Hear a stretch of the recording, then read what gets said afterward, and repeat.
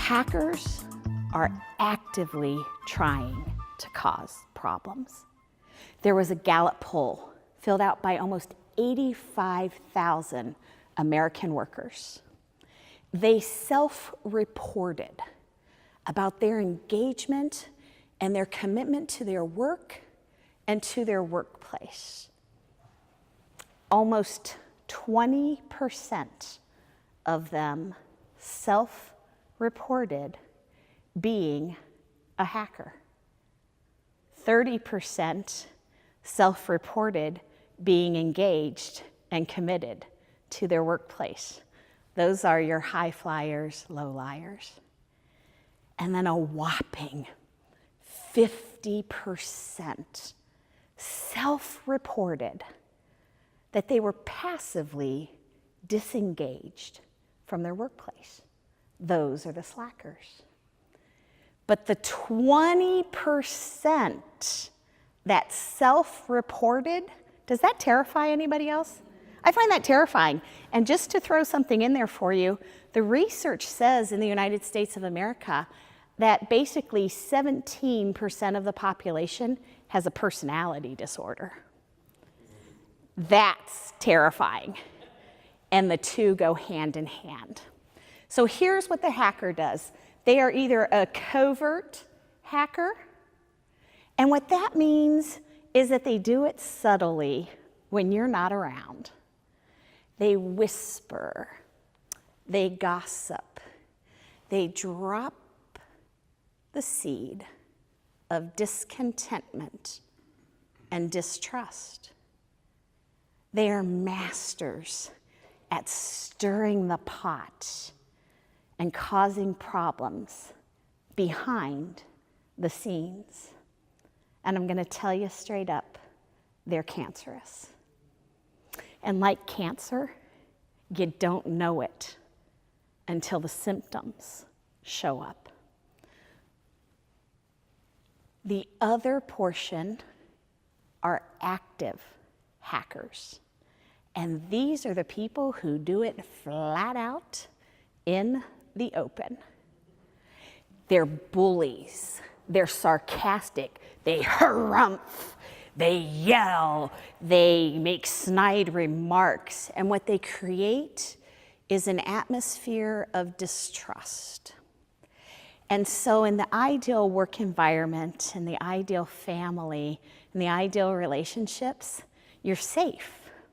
Therefore, all of your energy is freed to chase your goals and to do the things that are on your plate and to achieve your dreams.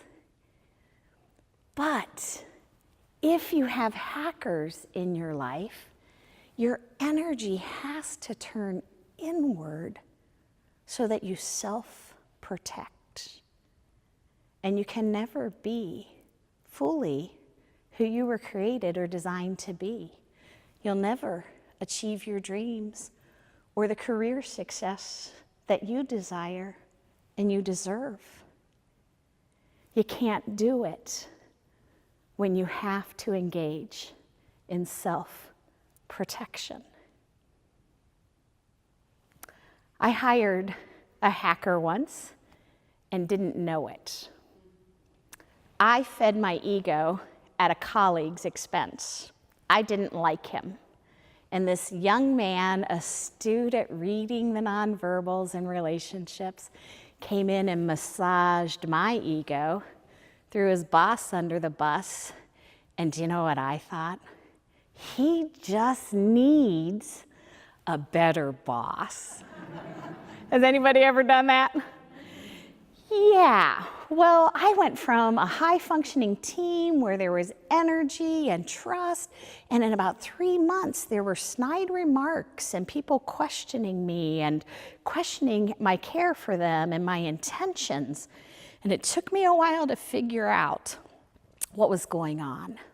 And something exploded, as happens with hackers, and I said to the young woman, "You can quit or I will fire you, take your pick."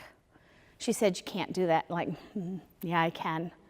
Because here's the bottom line. If you're going to deal with a hacker, get your boss's approval before you take it on. I knew I had 100% support. He walked in the next day and said, hire her back or I quit. And my only thought was, do you promise? But I did not say what I thought. I simply said, I will be happy to take your resignation. And it took us a while as a team to do repair work and to reestablish trust, but it was a different place. The moral of this story is, whether it's a passive hacker or an active hacker, they cause destruction, and you need to deal with it. And you get two choices. You will either manage the problem or you will solve the problem. And if you don't have the power to solve it, what are you left with? Manage.